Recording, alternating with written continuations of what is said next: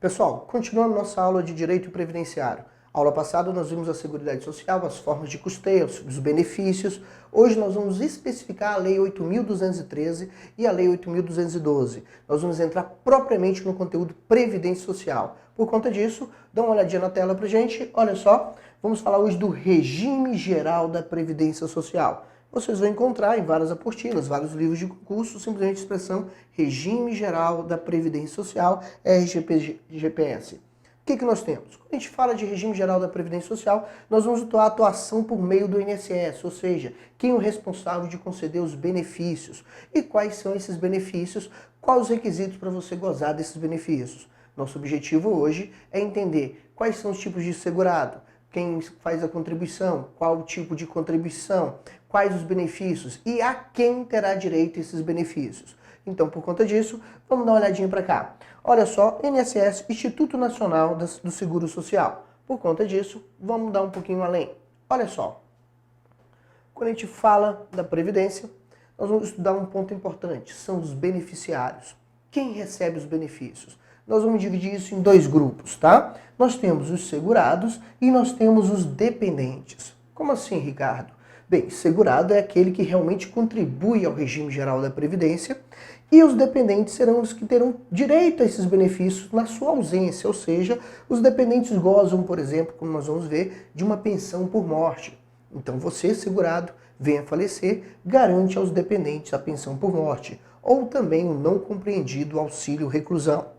Outro ponto importante são os segurados. Nós vamos aprender quais são os tipos de segurado, quem é o segurado. Basicamente, existe uma subdivisão de segurados. Nós temos os segurados chamados de segurados obrigatórios e o segurado facultativo. Facultativo? Sim. O facultativo seria a dona de casa, por exemplo, um estudante, ou aquele que era empregado, se coloca hoje numa situação de desemprego e decide ainda continuar contribuindo à Seguridade Social, ele será um segurado facultativo. Já os segurados obrigatórios, nós vamos abrir um enorme leque de segurados obrigatórios, entre contribuintes individuais, entre o empregado, empregado doméstico, o trabalhador avulso e o segurado especial. Perfeito até aí? Outra coisa bacana, mas o que eles têm direito? Eles têm direito ao que nós chamamos de benefícios. Então quem está atrelado ao regime geral da Previdência Social terá direito aos benefícios. Quais seriam esses benefícios? Coloca na tela pra gente. Pessoal, quando a gente fala dos benefícios, vocês vão destacar aí pra gente que os beneficiários eles gozam. Nós vamos dividir isso em três grupos, entre segurados, dependentes e segurados e dependentes. Perfeito? E vocês vão observar que eles gozam desses benefícios que estão aí no quadro. Abre a tela. Olha só, pessoal. Quem se encontra na condição de segurado hoje? Ele goza do direito à aposentadoria, salário. Mas que tipo de salário que nós temos aqui? Nós vamos ver salário família, salário maternidade e os auxílios, como auxílio doença e auxílio acidente. Isso dado ao segurado. Além da sua aposentadoria, que pode ser a famosa aposentadoria por idade. Olha que interessante, a aposentadoria por idade. No caso homem, 60 anos, no caso mulher, 55 anos. Perfeito? Isso na condição de segurado especial. Já na condição de empregado normal, o homem vai ter que ter 65 anos e a mulher 60 anos de idade. Olha que interessante isso. Significa que para gozar desse benefício, você segurado obrigatório, você empregado, terá que apresentar para a gente 180 contribuições. Pelo menos 180 contribuições e ter, no caso de homem, 65 anos de idade. Então, peraí, deixa eu ver se eu entendi, Ricardo. Não basta ter só os 65 anos? Não. Você ainda tem que apresentar um número mínimo de contribuições, como nós veremos na aula de hoje, que é chamado de carência. Para que você goze de alguns desses benefícios, você tem que ter carência, número de contribuição, ou seja, idade, tá? A aposentadoria especial, aposentadoria por tempo de contribuição, aposentadoria por invalidez. Para gozar, por exemplo, de um auxílio doença, você vai ter que ter o que nós chamamos de carência. Você terá que ter feito um número certo de contribuições. Imagine, vamos supor, um segurado facultativo, viro para minha esposa e falo assim, amor, você também tem que estar assegurada que nós vamos ter um filho. e ela pega e fala, então vou contribuir esse mês e mês que vem eu já fico grávida. Não, não funciona assim. Se a mulher ela quer gozar do salário maternidade e quer ser uma segurada facultativa, ela tem que ter pelo menos 10 contribuições. Aí sim ela vai poder gozar do benefício. No caso da empregada, não. No caso do segurado empregado, basta simplesmente a sua filiação e a partir do momento da sua filiação já goza do direito ao benefício. Perfeito até aí? Então o que nós temos de interessante aqui no quadro? São os benefícios que você goza. Então, uma aposentadoria, salário, família ou maternidade, auxílio doença ou auxílio acidente. A aposentadoria pode ser por idade, tempo de contribuição, especial e por invalidez. No caso de seus dependentes, esposa, filhos menores que 21 anos ou inválido, ausente esposa, ausente filho, entraria seus pais, tá? Desde que eles comprovem independência. E ausente seus pais também como dependente os irmãos, menores que 21 anos ou considerados inválidos incapazes. Neste caso, o que nós temos aqui? Ao segurado, aposentadoria, salário e auxílio. Aos dependentes, pensão por morte, auxílio reclusão. E no caso dos segurados e dependentes, nós vamos ter a famosa readaptação profissional. Como assim readaptação profissional? Isso vale tanto para os segurados como os dependentes. Vamos supor que você tenha se aposentado por invalidez e foi descoberto um novo tratamento. Não precisa fazer uma cirurgia, não precisa fazer uma transfusão, porque, como nós aprendemos nesse curso, iremos aprender, no INSS você não pode ser obrigado a fazer uma transfusão nem uma cirurgia, mas pode passar por tratamentos que não submetem esses dois casos. Nesse caso, isso é chamado de readaptação profissional. E se você for submetido a uma readaptação profissional, nesse caso, um segurado, tem esse direito. Então, você vai poder voltar a desenvolver uma atividade laborativa. Já no caso de seus dependentes. Dependente, sim. Uma pensão por morte não é dada ao dependente? Mas se seu filho, por exemplo, que é o único beneficiário disso, ele tem 23 anos e é incapaz, ele é inválido, ele não pode desenvolver uma atividade laborativa, ele pode ser submetido pelo INSS a uma readaptação profissional. E nesse caso, se ele for aprovado nesse tipo de readaptação, pode ser conduzido novamente ao mercado de trabalho, podendo perder a pensão e ser uma pessoa que garante seu próprio sustento. Nesse caso, também teremos o serviço social, que é tanto para os segurados como os dependentes, perfeito? Mais à frente do nosso curso, nós estudaremos cada um desses tipos de benefício.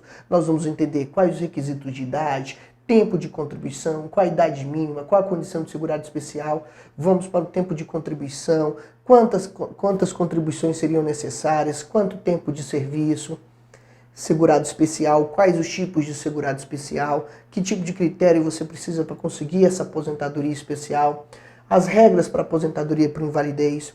Vamos entender também o futuro salário, chamado de salário família, e o salário maternidade. Tem características importantes quanto ao salário maternidade. Um dos pontos mais importantes, que esse aqui pode estourar o teto do INSS. Olha que interessante, pode estourar o teto do INSS. A coisa é tão interessante que se você ganhar aí, você mulher recebe 10 mil reais de salário e numa empresa como empregada e entra no período de licença maternidade, você terá direito aos 10 mil reais durante o período da licença maternidade. E o INSS irá pagar esses 10 mil reais. Note, o teto do INSS para 2014 é de R$ 4.360,24. Mas você poderá ficar durante o período da sua licença maternidade recebendo os 10 mil reais. Mas, Ricardo, e se o salário for de 50 mil reais? Bem, se o salário for de 50 mil reais, bem, já temos decisões quanto a isso. O INSS ele é responsável por contribuir até o teto do STF, que é por volta de 30 mil reais. Significa que os outros 20 mil será pago pelo seu empregador. Ou seja, durante o período de licença maternidade, você vai gozar do salário de 50 mil reais por mês. Então tem-se parte, isso está protegido pela Constituição Federal em seu artigo 7º, inciso 18. Outro benefício que nós temos aqui, doença e acidente para o segurado. Olha que interessante, olha só, o auxílio doença e o auxílio acidente. Então você, durante o período, você é um segurado que entra num tipo uma licença, motivo doença, ficará recebendo uma remuneração. Claro que não é 100% da sua remuneração. Infelizmente, ela é limitada ao teto de 91%, como veremos mais à frente. Perfeito? E o auxílio acidente. Ué, Ricardo, qual a diferença de auxílio doença e auxílio acidente? Auxílio doença, você ficou afastado da atividade laborativa para um tratamento. Perfeito? Depois de 6, 8 meses, você pode voltar a exercer novamente seu trabalho. Mas vamos supor que esse auxílio doença tenha sido concedido porque você tenha sofrido um acidente, perdido um braço. Você exerce uma atividade e, como motorista de ônibus, por exemplo, perdeu um braço, não pode mais dirigir um ônibus, você vai ser recolocado em outra atividade. Então, depois da sua licença saúde, você pode voltar para o trabalho. A sua licença doença, você vai poder voltar a exercer atividade laborativa. Só que tem um pequeno problema. Como é que você vai dirigir um ônibus sem um braço? Nesse caso, você teve uma redução na sua capacidade laborativa. Então, não há de se falar de auxílio doença. Daí para frente, você vai receber o auxílio acidente. E esse auxílio ele pode ser até menor que o salário mínimo. Ele é limitado em 50%. Então, vamos supor que você era motorista de ônibus, ganhava R$2.000, sofreu um acidente, perdeu o braço. Durante os 3, 4 meses que você ficou afastado, você ficou recebendo o auxílio doença. Determinou o seu retorno ao trabalho. Você não pode mais dirigir um ônibus, você teve uma redução na sua capacidade laborativa, então nós vamos entrar aí com 50% da sua renda, R$1.000. Você vai desenvolver uma outra atividade da empresa. Vamos supor que você vai ser um cobrador. Vamos supor que você vai trabalhar na parte administrativa da empresa e sua remuneração agora é de R$1.000. Se a remuneração é de R$1.000, significa que, nesse exato momento, você vai receber R$1.000 mais o auxílio acidente de R$1.000. Você ficará recebendo esse auxílio. Esse auxílio é uma espécie de indenização. E você vai gozar desse benefício até que você venha se aposentar. Quando você se aposentar, você perde o auxílio acidente. Mas e aí, Ricardo? Fico mais pobre? Não. O auxílio acidente simplesmente vai ser incorporado à sua renda quando você se aposentar. Perfeito? E você vai receber. Se você tinha contribuído por R$2.000, sofreu o acidente, ficou afastado por auxílio doença, retornou, começou a receber o auxílio acidente. Você trabalha agora R$1.000 e recebe o auxílio acidente de R$1.000. Quando você se aposenta, você receberá, em tese, os R$2.000. Perfeito até aí? No caso dos dependentes, como veremos, pensão por morte e auxílio reclusão. Então, no caso dos dependentes, nós vamos ver que existe primeira, segunda e terceira classe de dependentes. Pais fazem parte da segunda classe, irmãos da terceira classe. E a primeira classe, que é automática, não precisa demonstrar dependência, seria para o cônjuge, para a esposa, para os filhos. Filhos até 21 anos, maiores só se eles forem declarados incapazes. Perfeito? Nesse caso, e os segurados dependentes, para o segurado dependente, que é a adaptação profissional e o serviço social. Vamos mais um pouquinho. Esses são os benefícios que você tem que dominar para fazer uma prova. Então, boa parte das suas questões serão tiradas das regras que se aplicam a esses dependentes. Os benefícios. Vamos ver agora quem é o contribuinte. Como é que você se torna um contribuinte? Então, um pouquinho mais à frente, um outro esquema aí para vocês, tá? Repare que nós vamos ter aqui quais são os contribuintes da Seguridade Social hoje no Brasil. Nós vamos ter, dividido em duas classes aqui, os segurados chamados de segurados obrigatórios, perfeito até aí? E nós vamos ter os segurados chamados de segurados facultativos. No caso, os facultativos, nós já mencionamos anteriormente, dona de casa, estudante e aquele que deixou de ser segurado obrigatório da Previdência Social. Perdeu o emprego, mas quer continuar ainda sendo um segurado, um beneficiário, você se torna um segurado facultativo. Se dirige a uma agência da Previdência Social, pega o boleto e todo mês você efetua o devido pagamento. Já os segurados obrigatórios. É importante que você que vai fazer a prova do INSS domine os requisitos de cada um. Perfeito até aí? O que você tem que dominar para essa prova? Primeiro você vai dizer para a gente quais são os segurados obrigatórios e depois você vai definir para a gente qual é cada tipo de segurado. O que se caracteriza cada tipo de segurado? Primeiro tipo de segurado obrigatório, nós temos um empregado. Perfeito até aí? Nós temos o trabalhador avulso, isso é bastante interessante, não é? Vamos pegar aqui um estivador, então ele trabalha num porto descarregando navios. Nesse caso ele é filiado a um sindicato.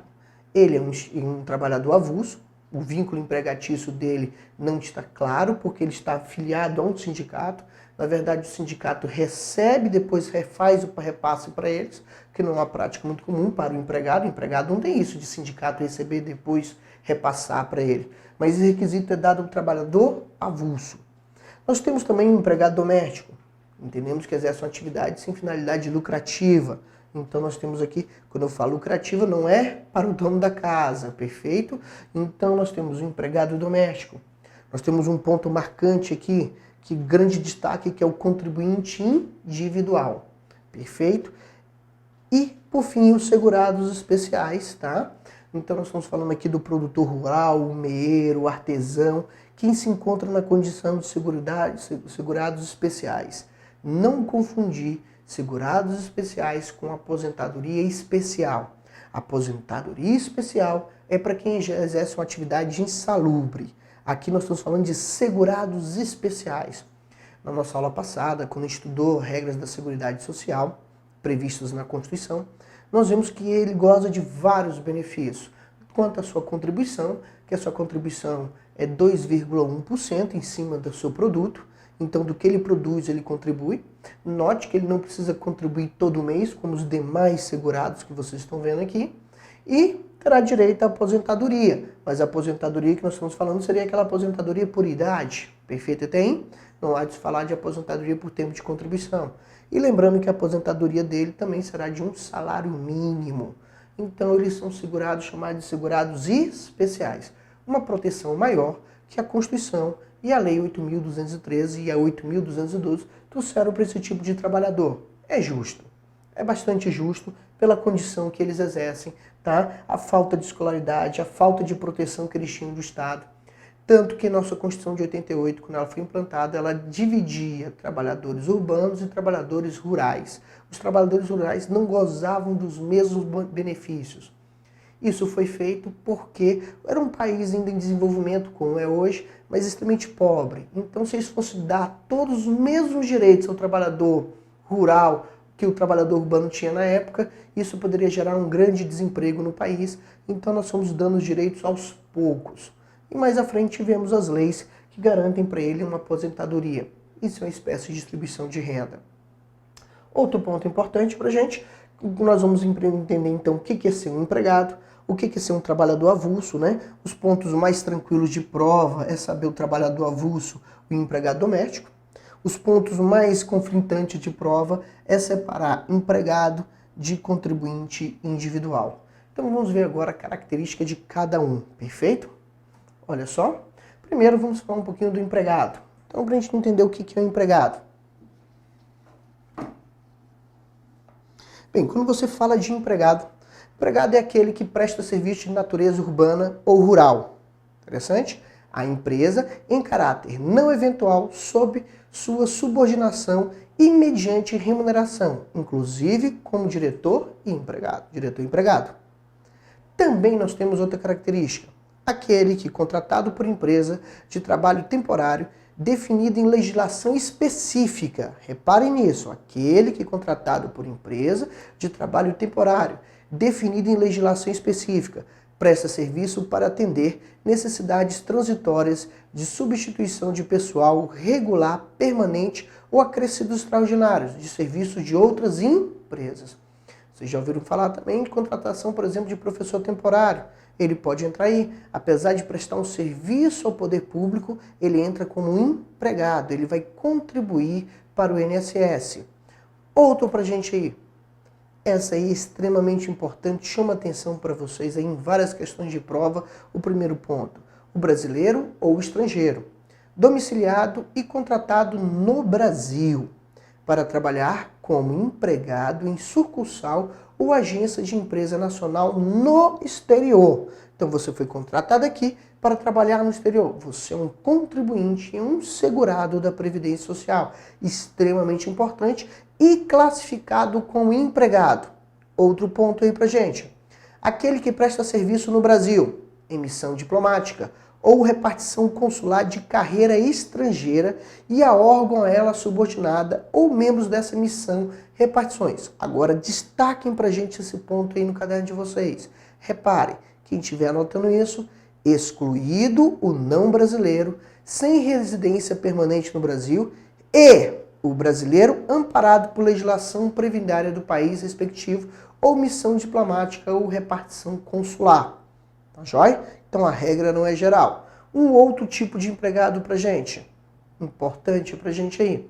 O brasileiro civil, que trabalha para a União, no exterior ou em organismos oficiais brasileiros ou internacionais, dos quais o Brasil seja membro efetivo, ainda que lá domiciliado e contratado, salvo se segurado de forma de legislação vigente do país domiciliado. Se ele já for segurado daquele país domiciliado, não há de se falar em contribuinte à Previdência Social. Outro ponto marcante, o brasileiro ou estrangeiro domiciliado e contratado no Brasil para trabalhar como empregado em empresa domiciliada no exterior, cuja maioria do capital votante pertence à empresa brasileira de capital nacional. Tranquilo? Agora, esses três aí destacamos pontos importantes. Repara ali o primeiro, servidor público. Mas espera aí, Ricardo, que tipo de servidor público? Presta bem atenção, ocupante de cargo em comissão. Então, se você ocupa um cargo de comissão, volta para mim. Se você ocupa um cargo de comissão, lamento informar que você não é regido pelo regime próprio de previdência, mas sim pelo regime geral. Se você é contratado em cargo de comissão, de acordo com a Constituição Brasileira em seu artigo 37, cargo de comissão, cargo de livre nomeação e livre exoneração, e serão regidos pelo regime geral de previdência na condição de empregado. Perfeito até aí? Além de não ter as garantias trabalhistas que um empregado normal tem, você ainda é contribuinte do INSS. Menos mal, gozará dos seguros. Mas, Ricardo, não tem outros benefícios? Não, você goza só dos benefícios previstos aí pelo INSS. Perfeito até aí? Lembra que o cargo de comissão é um cargo de livre nomeação e livre exoneração. E você entra classificado para as regras do INSS como empregado. Então, volta para a tela. Olha só.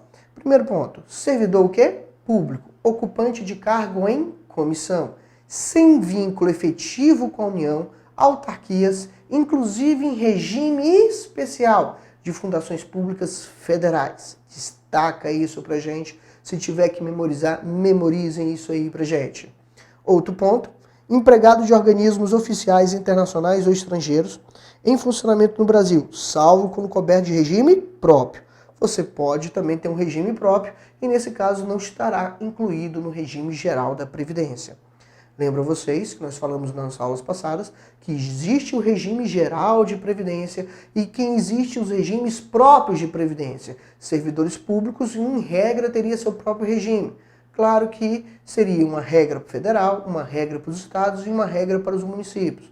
E mais de 3 mil municípios não criaram seu regime próprio. Como eles não criaram um regime próprio, esses municípios são regidos pelo regime geral da Previdência. Outro ponto aí pra gente, você que quer ocupar um cargo eletivo, volta para mim. Olha só, você que quer ocupar um cargo eletivo, você que quer ser deputado, vereador, você que quer ser governador, você que quer ser prefeito, quem sabe presidente da República, lamento informar, se você não é servidor público que tem regime próprio, você será enquadrado em regime geral da Previdência. Então, ocupante de mandato eletivo que não tem regime próprio, ele é regido pelo regime geral. Ricardo, eu era um lavrador e fui eleito vereador no meu município. Muito bem, você entra agora como empregado, tá? Você vai ser tratado pelo INSS como um empregado e vai fazer as contribuições mensais. Lembra que quando você era um segurado especial, as suas contribuições eram feitas em cima da sua produção. Mas agora você ocupa o cargo de vereador. Então, todo mês você irá contribuir na condição de empregado, que pode ser 8%, 9% ou até 11%, dependendo do valor da sua remuneração, seria a forma de custeio para o empregado. Perfeito até aí? Volta para a tela. Vamos falar agora desse aqui, o empregado doméstico. É bastante simples, isso aí define o que é empregado doméstico. Vocês podem ficar tranquilos em provas que isso aí é a regra básica quanto a empregado doméstico. Tá? Empregado doméstico, nós vamos ver os benefícios que ele goza, quais as aposentadorias que ele tem direito, quais são os critérios, quais a carência, mas o ponto mais marcante é você definir para a gente numa prova o que é ser empregado.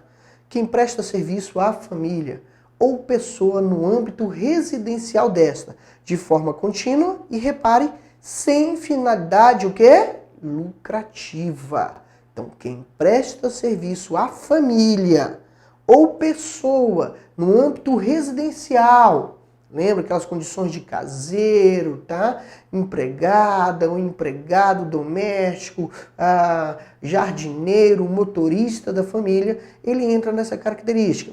Sabemos que a Constituição ainda não deu ao empregado doméstico todos os direitos do trabalhador urbano, mesmo com as recentes mudanças.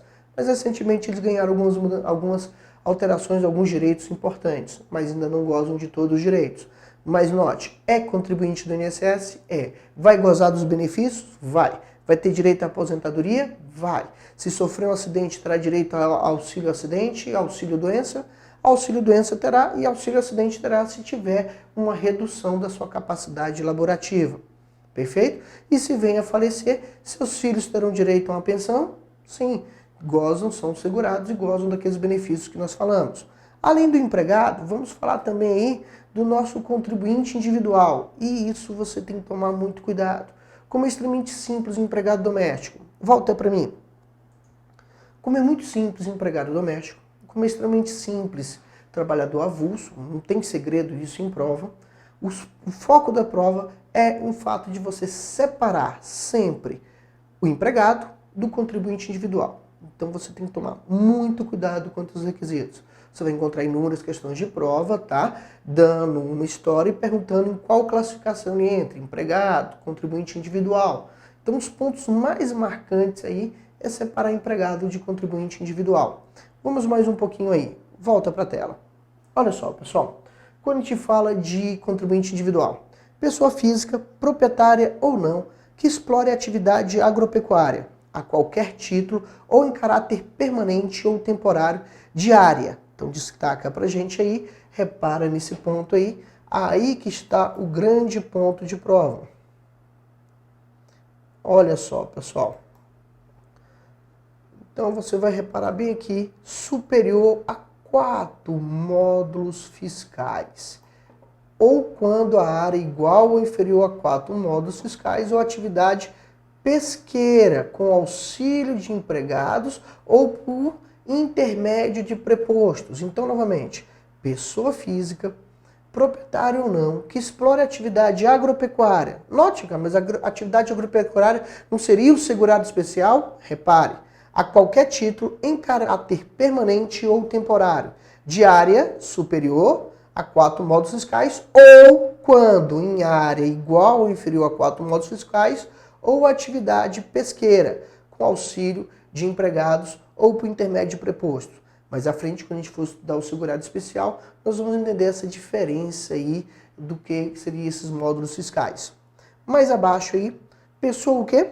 Física. Reparem na letra B, a linha B, pessoa física, proprietário ou não, que explora atividade de extração mineral, garimpo em caráter permanente ou temporário. Geralmente, quando o aluno vai chutar, ele vê a palavra extração mineral, ele quer chutar nas questões de segurados, no caso aí, de quem tem direito à aposentadoria especial. Note, nós não estamos perguntando aqui a forma de aposentadoria, nós estamos perguntando qual é o tipo de segurado.